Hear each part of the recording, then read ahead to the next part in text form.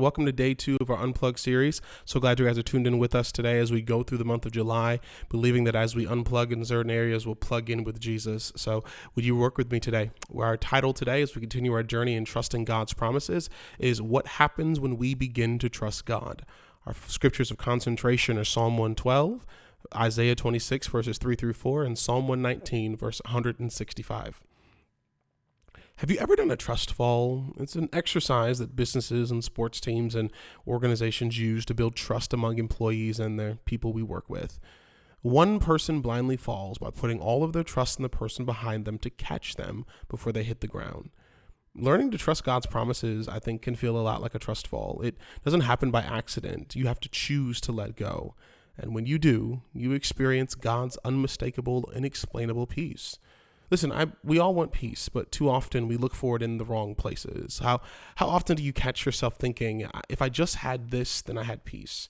If I only had this, I'll be okay. See, peace is not found in obtaining a position or more possessions.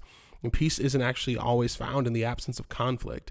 In Psalm 112, it describes a person who trusts God, who is unperturbed, even blessed, unfazed by rumor or gossip, and relaxed among their enemies.